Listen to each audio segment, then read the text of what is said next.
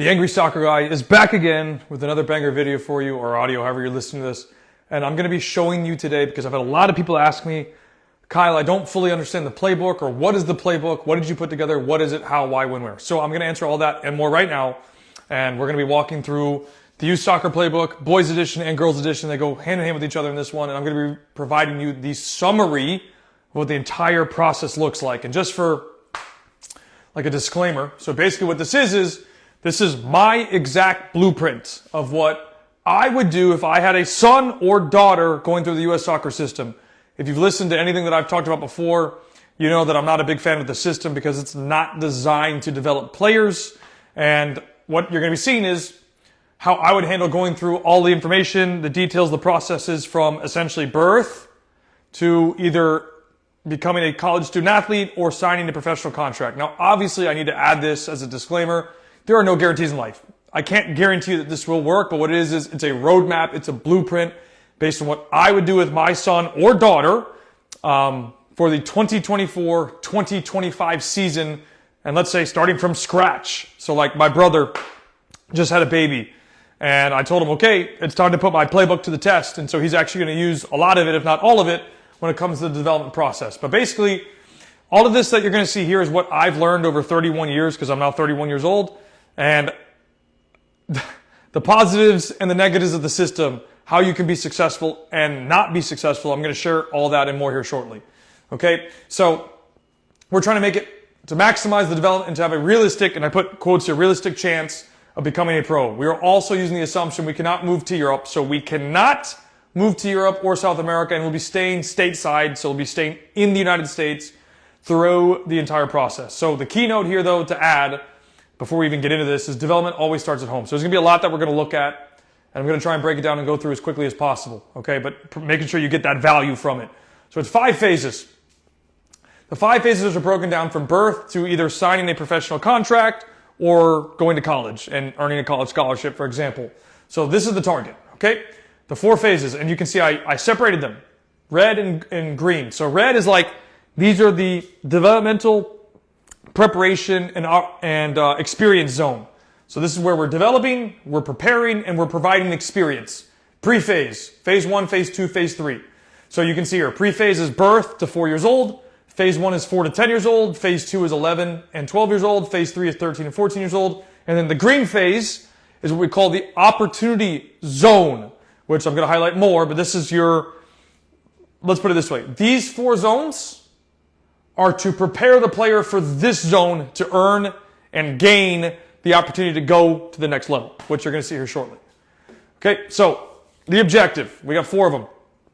To showcase what is Kyle's current 2024-2025 route to go through the U.S. soccer system, U.S. youth soccer system. Step 2, or goal 2, provide parents and players potential avenues to help navigate the youth system. So I'm showcasing you what I would do, and then it hopefully gives you ideas to navigate the system. Even if you don't use the whole thing, I understand.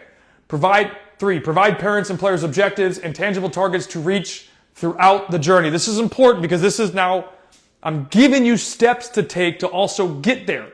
Okay? 4, answer potential questions that parents and players may have when navigating the process. Those are our 4 objectives here. Okay, so we're starting with the pre-phase. Like I mentioned, this is now birth to 4 years old. This is so important, and I think this is also undervalued in the United States. For example, I first started touching a soccer ball probably when I was 3 years old. And the first thing my parents told me to do was kick it and pass it. Of course, I didn't know how to do either one of them except hit my foot through it.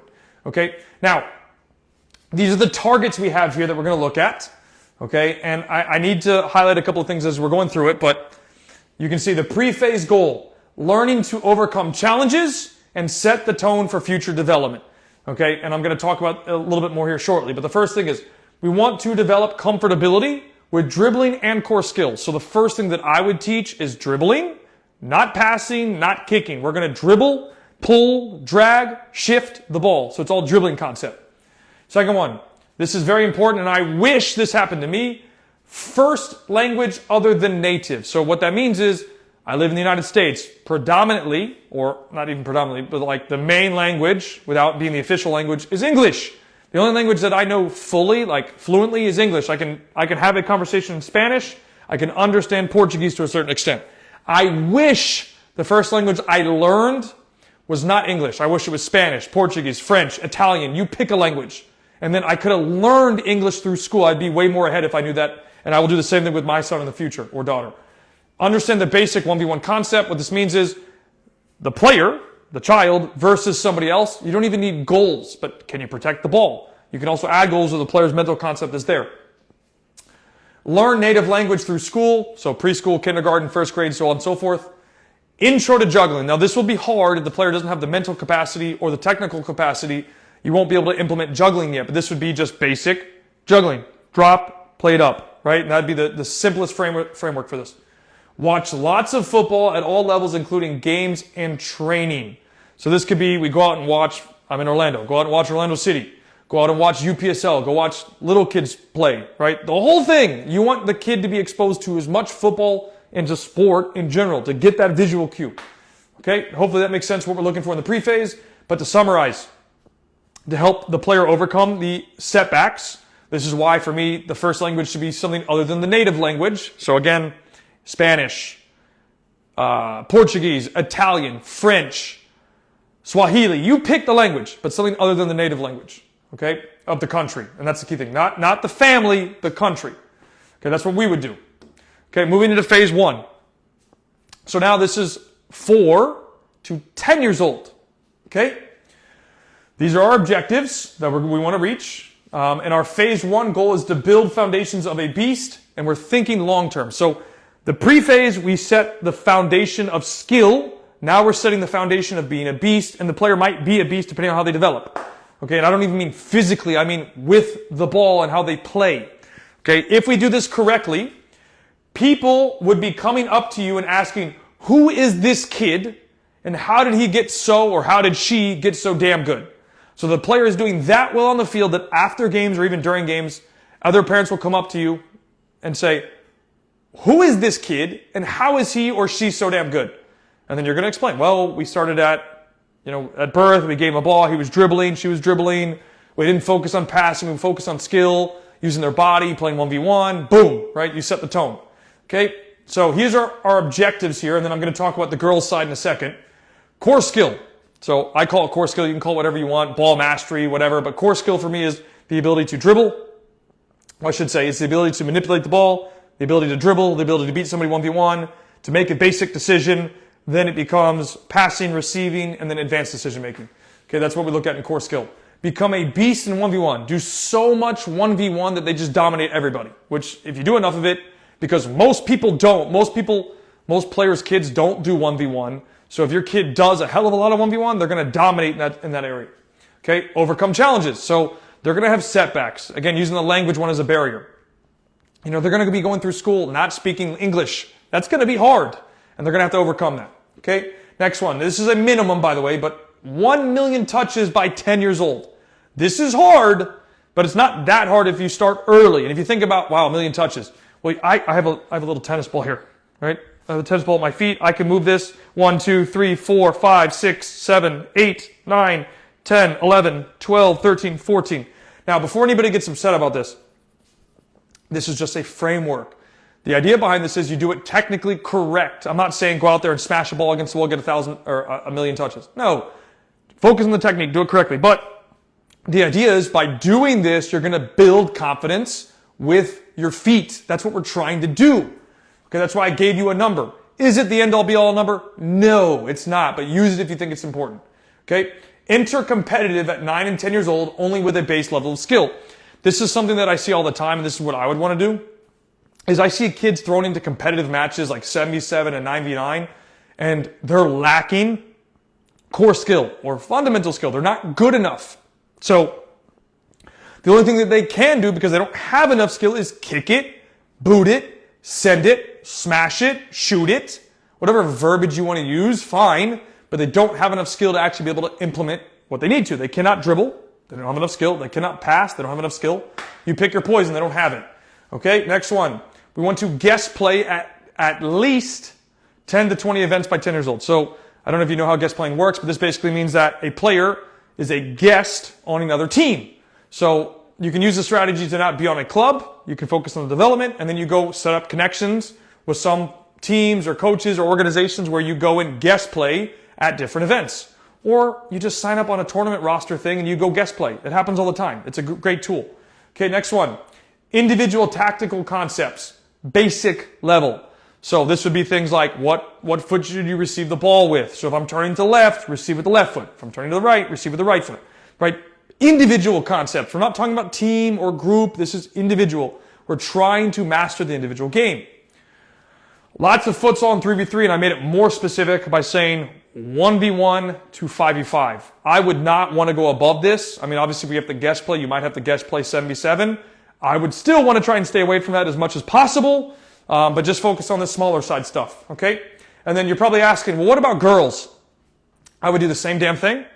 However, the only difference I would make with girls is, at this age range, I would make sure that my daughter plays with boys until she basically physically cannot, which will be like U12 to U14, depending on how she develops. Okay, so between that age range, typically is when a girl can no longer play with boys physically.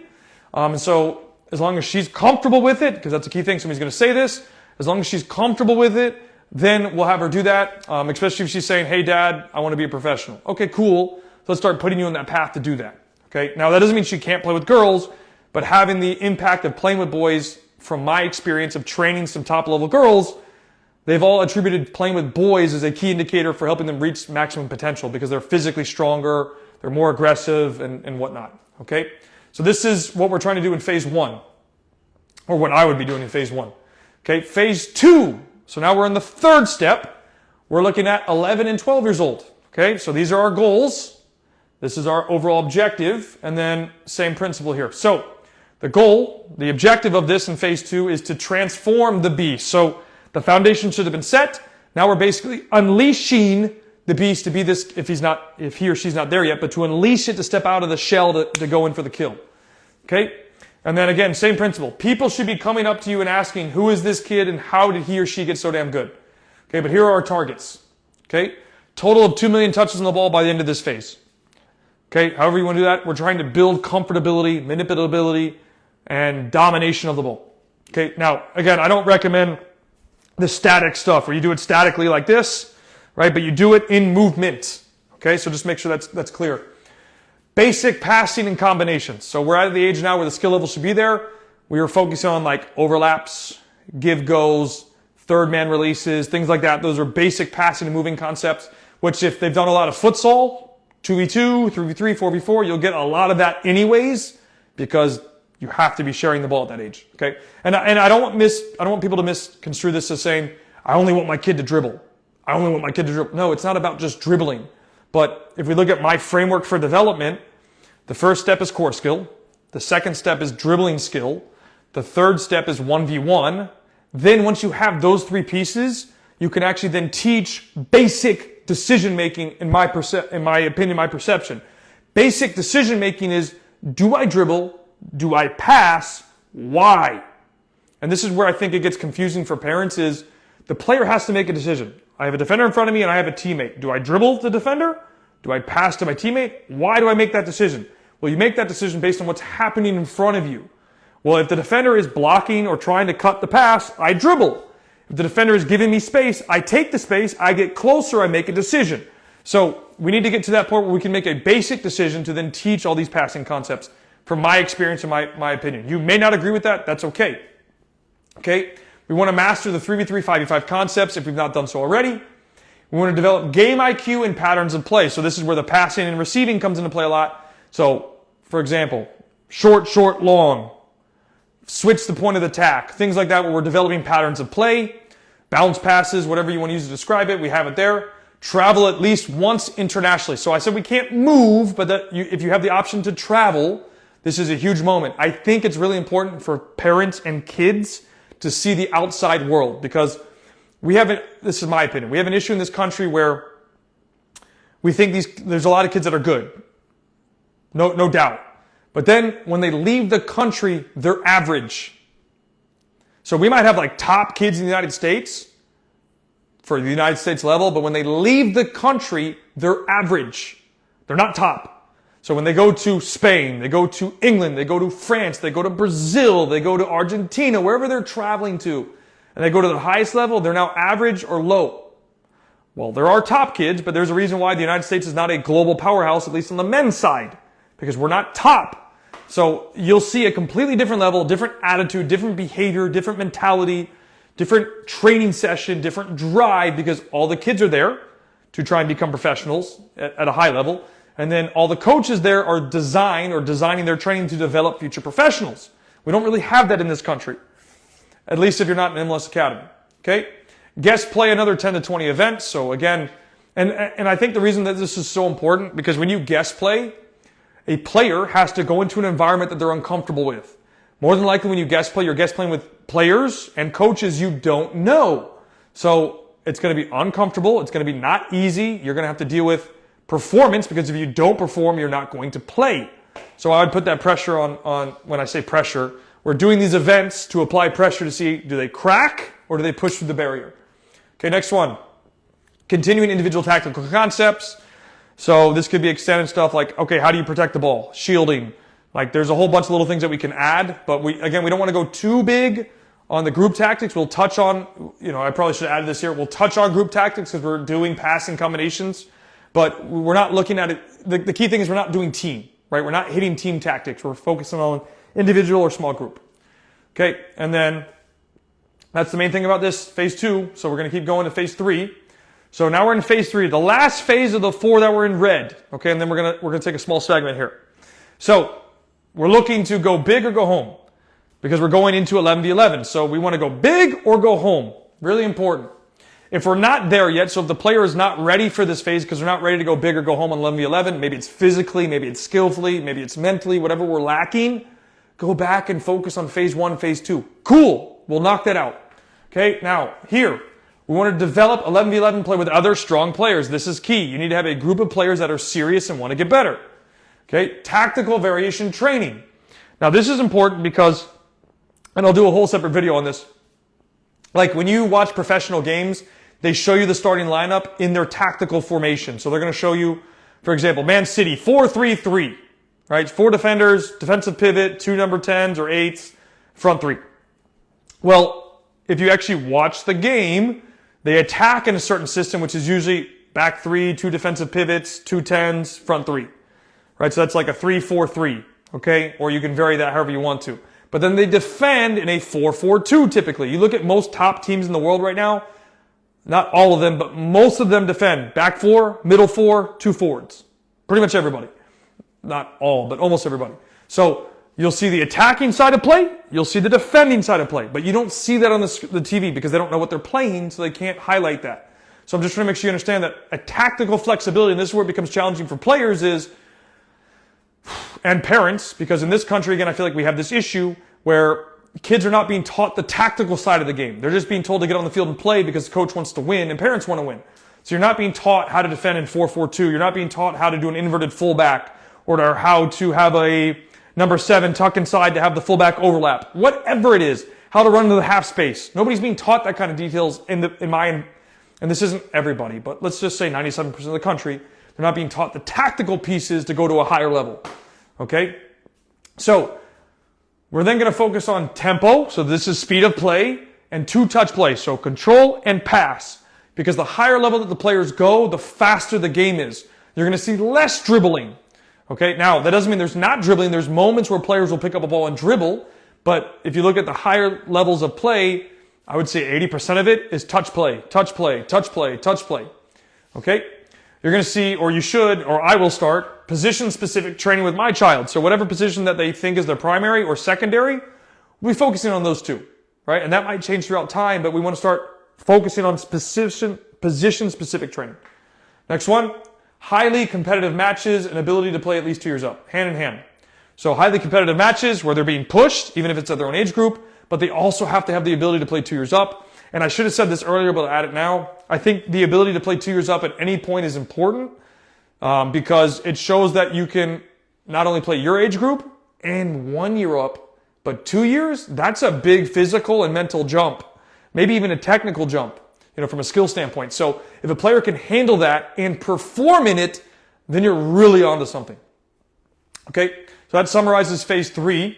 Now, we're going to look at this. I don't know how well you can see the graph because it's a little blurry. This is not mine, by the way, so I cannot take credit for this graph.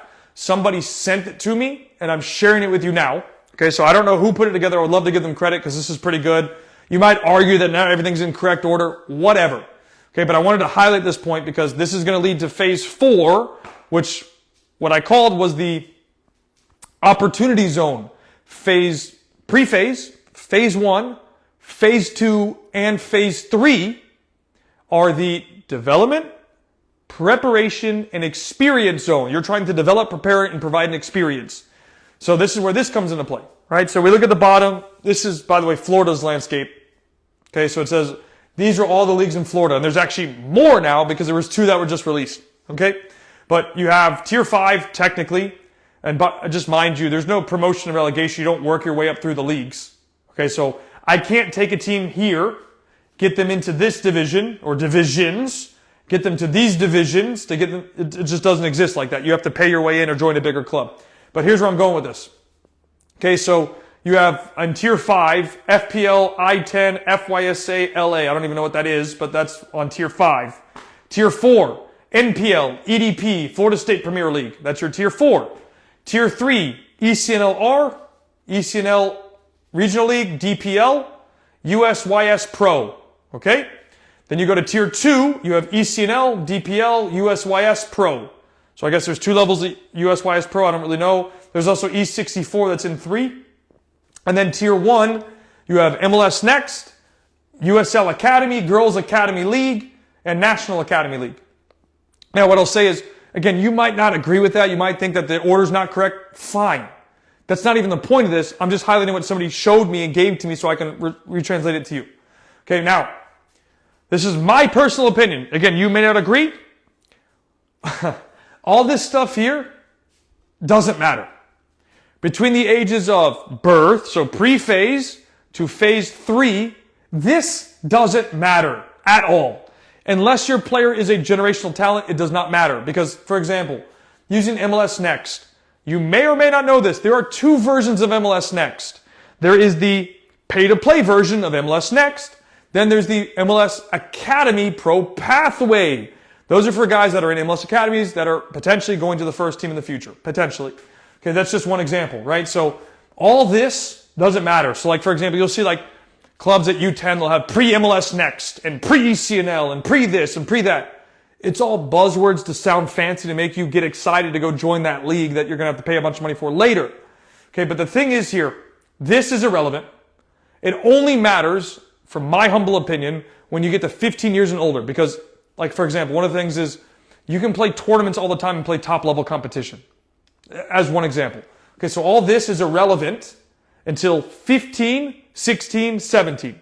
Now, I'm going to show you what I would do with my son and or daughter getting into zone 4. Okay? Now, we're entering phase 4. So I said zone 4, it's phase 4.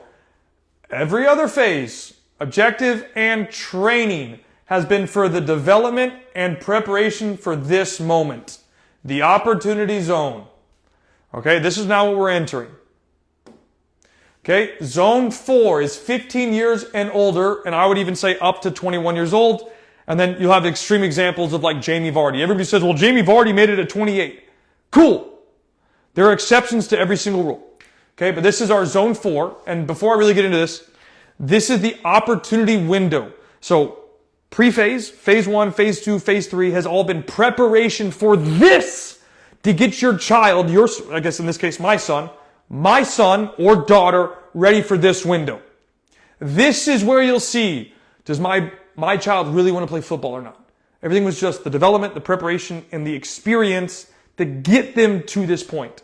This point between 15, at first I put 15 to 19, but it expands to 21, but let's just say 15 to 19, is where you'll see, do they really want to play football? Are they ready for the real life of what comes with this? Are they ready for the next level? There's so many little questions that go into it. Okay, so the opportunity zone equals time to showcase what we have. Are we ready to get to the next level? So here's what I would do with my son or daughter. The recommendation I would make with them. Join an adult program like UPSL or any equivalent adult league, whatever it is, play it. Okay? Unless, or if we're not in an MLS academy. If my son is in an MLS academy, fine. Where he's going to get moments like that. Okay? But if you're not in an MLS academy, I have found, for example, there's an organization that we partner with in Orlando. Their name is Orlando Barca. My opinion, they are probably the best, if not top 3 UPSL teams in Orlando. The level's pretty damn good. Is it the best? Of course it's not the best. It's not pro. But there's a lot of really good players. Guys that have played professionally. Guys that are trying to become professionals. Go to college. Like the standard's very good. Okay, so like, my opinion with that is, I don't think that there is a pay-to-play version of club soccer, so MLS Next, ECNL, that can compete with them. Because, like in their group as the example, bro, they've played Orlando City B, beat them, tied them, been very competitive with them, so everything in between. There's not many there's not many pay-to-play versions that include ECNL, MLS Next, pick your poison, that can compete with that can go play OCB and win. It's just not going to happen. That's why, if you can find an adult team that is very powerful like that, and like they want to compete, that's where you want to be, my opinion. Okay, so you want to be focusing on this stage, networking and connections, because it doesn't matter how good your player is in this country, if you don't have the doors to get open, sorry, it doesn't matter. You have to have doors that can be opened. Okay, if they want to go to college, start college recruiting. This is really your freshman year, if you prefer this route. And I have an entire college recruiting course that you can get for free on my YouTube channel. So if you need help with college recruiting, it's there. It's DIY. Go do it yourself. It's 28 actions. Okay? Next one. Master the mental side. Focus and discipline. And especially in this range, because you're taking a 15-year-old, a 16-year-old, a 17-year-old, an 18-year-old to go, let's just say 17 to 15. You're taking a kid to go play against grown men. That's hard. Physically going to be much harder. Mentally going to be much harder. They might not start as much because, like, if you look at normal pay to play, you're almost guaranteed to play. But when you go play adult, there are no guarantees to play. You either got it or you don't, and you're going to be on the bench, or you're not going to be in the squad. Okay, and that's like an MLS Academy. Okay, here, if you can stand out and perform against adults. So imagine this: a 15-year-old kid plays in 10 adult matches, competitive adult matches. Scores 3 goals, 4 assists. You don't think that you'd have attention? A 15-year-old kid pulling that off? My opinion, that's much better than saying playing ECNL, your age group. I just don't, it's like comparing like an apple to a raisin. Like you can't compare the two. That's 2 different type of variables. Okay? So, if you can stand out and perform, you will earn your next move. So your next level. So going to college, going to pro. Now, this doesn't happen in one day. It doesn't happen in one season. This is going to be combined. That's why I say 15 and older, because you can be 15, 16, 17, 18, 19 years old and still do it. In fact, I had a 21-year-old go to college, play Division I almost a year ago at this point. So you can even be older, 21 years old, and still get to a Division I college. It's possible, okay? So it's time to showcase what we have. It's that it. And if you're not there yet, focus on development training to prepare for the moment. And that might mean at 15 years old, the player's not ready yet. You might have to wait till 16. If they're not ready at 16, you have to wait till 17, whatever it is. But like for us, I've had 13, 14, 15 years old play adult matches. Like, I think that experience is literally invaluable. You could argue, well, they might get hurt. They might have whatever. You're right. 100% you're right. They could get hurt. They could also get hurt playing their age group. Kids do stupid stuff all the time, right? So there's always that risk that somebody could get hurt, 100%. But if they can do it at that level, against grown men, at a good level, they can probably translate that to any level in the future. College, professional. Like imagine, a kid plays 3 years, adult, crushes it. First year plays okay, second year much better, third year crushes it. 17 years old. You don't think that you'd have a lot of colleges and potential professional clubs looking at you? You have, in my opinion, a much better shot than playing ECNL or playing pay-to-play MLS Next. That's just my personal opinion. So just keep that in mind. Okay? And just like this will summarize it for you, right? So like remember, and I'm going to bring you back in a second, but this is the time frame basically between 15 and 19, can be extended to 21 or older, for the player to earn their next move by performance on and off the field. If my son or daughter wants to play at the next level, he or she will show it. Be the best player. They're going to be a standout. Be vocal, assertive, and directive communication. So it's not just, I'm open, pass. Hey, Johnny, look left. Hey, I'm to your left. Swing it left. Swing it left. You're getting directive communication. Everybody drop 5 yards. On my 6. Drop with me. Right? Things like that. You're being clear and precise. Give everything. 150% every single day. I made it 150. It could be 100%, right? But you get the point. Leave the field with 0 regrets, even if you make a mistake. And like I was having a conversation with some players today this morning, and I said, how would you behave, act, and train if you're... First, I asked, who's your favorite player? So one of them said Messi, one of them said Vinny Jr., one of them said Rafa Leao. And I was like, okay, so if they were here watching you, how would you play? And they said, oh my God, I'd give everything. If they were here watching me play, I would do everything possible because I have a chance to move somewhere. I have a chance to earn a contract. I said, okay, well, they're here. What are you going to do? Oh, I need to go. So the players have to remember that giving anything less than 100% will mean that they'll never reach what they're looking for. Like one kid said, I want to win a Premier League. One kid said, I want to win the Champions League. One kid said he wants to be a Ballon d'Or winner. I said, well, none of you are doing any of that unless you're giving 100% every single day. And they're like, you think so? And I'm like, no, I know so. It's not going to happen. It's just not possible. So those are things that need to be here. You don't want to leave with regrets, okay? They need to, on the field, make or create plays. Even as a defender, make or create plays. And that could be also stopping plays. Okay? Be focused with off-the-field responsibilities. So that way they're not just doing what they need to do on the field, but can they do the right things off the field? Nutrition, rest, recovery, social aspects. You're not going to party every single night. You're going to do the right thing off the field. And then the last thing is, the key is, make the difference on the field and you'll get somewhere. But not just one time. It might be that one time you're able to showcase it, but you have to consistently be able to do it by compounding. Okay? I think that's the last one it is. So I want to bring you back though real quick. Take you back a couple of slides, which will be right here. Okay, so the 5 phases, right? So I want to just reemphasize this point, and it's this. These 4 are for development, preparation, and experience. All 3. This last one is your opportunity window. So you need to focus here on development, preparing, and providing experience for your kids. The results don't matter. Do you want to win? Yes. But they have to be developed, they have to be training, they have to be improving. If they're doing that stuff, they'll be okay. This is where, and this is why it's in green, this is where the money's made. This is where college scholarships are earned. I think it's NIL deals are earned. And professional contracts are earned. So if you can do that here for a non-generational talent and you can perform, you'll get something here. Right? Here is where you're trying to prepare the player, develop the player, give the player experience to be ready for the next level. So I hope this all makes sense. And then I'll bring you back to this one real quick as well.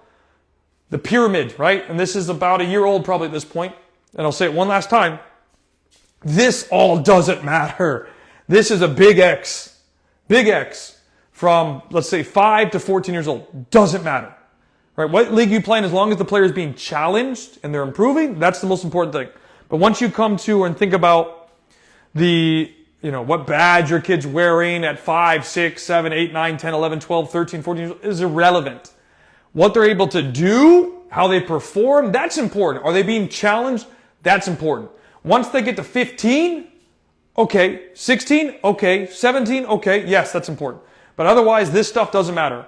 Okay, so just make sure that makes sense, okay? But just let me take you back one more time. One more. Right here. Development, preparation, experience. Then the money maker. Can they earn their next move? Can they earn a college scholarship? Can they earn a professional contract? That's where you make money. And I want to make sure that's crystal clear with people. The first 4, pre-phase, phase 1, phase 2, phase 3, so birth to 14 years old, that is development, preparation, experience. Phase 4 is the money maker.